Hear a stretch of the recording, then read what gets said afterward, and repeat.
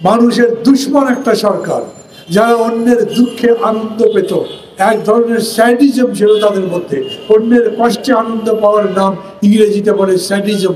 এইরকম কষ্ট দিয়ে শাসন করে, লুটপাট করে নিজেরা আনন্দ অনুভব করত।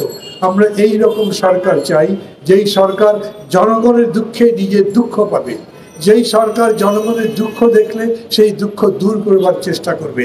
আমি কিন্তু এই কথা বলছি না এখনকার যে সরকার আছে সেটা বৈরী সরকার, সেটা জনগণের শত্রু সরকার, তারা জনগণের জন্য কোনো ভালোবাসাই পোষণ করে না, বলছি না।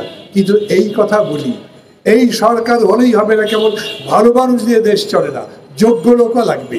সেই রকম মানুষ যে ভালো জনগণকে ভালোবাসে এবং জনগণের কল্যাণ করতে পারে, উপকার করতে পারে, সেই রকম দেশ চাই, সেই রকম সরকার চাই। আর তার জন্যে সেই রকম প্রশাসন চাই। শুধু সেটা সিভিল অ্যাডমিনিস্ট্রেশন নয়, পুলিশ, আর্মি, যতগুলো আছে প্রত্যেকটা মানুষ দেশকে ভালোবাসবে। দেশকে ভালোবাসবে মানে দেশের মানুষগুলোকে ভালোবাসবে। আর সেই ভালোবাসা সবচাইতে বেশি সামনে যারা বসে আছে এই ধরনের আহত, পঙ্গু, মৃত মানুষগুলোর প্রতি যাবে, যাতে আমরা বোঝাতে পারি যে আমরা মহৎ আদর্শে যারা জীবন দিয়েছেন তাদেরকে কত সম্মান করি। বন্ধুগণ, একটা সংস্কারের কথা আমরা যখন বলি, তখন দেশের পরতে বড়তে যত ক্লেদ আছে, যত ব্যর্থতা আছে, যত বঞ্চনা আছে, যত বৈষম্য আছে, যত শোষণ আছে, সবগুলো জায়গাতে কাজ করতে চাই যাতে এগুলো দূর করতে পারি। এবং এই কাজের নামই হচ্ছে দেশকে ভালোবাসা, দেশকে গড়া। দেখুন, এরা যখন রক্ত দিয়েছে তখন সেই রক্তের মধ্যে থেকে বীজ বাইরে এসে স্লোগান দিয়েছে, নতুন বাংলাদেশ চাই, পুরনো দেশ নয়, যেখানে জীবন মৃত্যু সমান, যেখানে জীবনেরই কোনো মূল্য নাই, মৃত্যুকে তখন মানুষ শ্রদ্ধা করবার মতো নাই। আমরা জীবনটা এরকম করে বদলাতে চাই, দেশটা এরকম করে বদলাতে চাই। আবারও বলি যে দেশ হবে একটা ফুলের বাগানের মতো, যে দেশে আমরা ফুলের কাছে সহজে পারবো যেতে, যে দেশে আমরা মনে করি অন্তত মানুষের মানুষের সম্পর্ক হবে পবিত্র, ভালোবাসার, মুহূর্তের, মায়া, মমতার। সেই মমতার আহ্বানে, সেই মমতার ডাকে সাড়া দিতেই আজ আমরা এখানে আছি। আমি ঠিক জানি না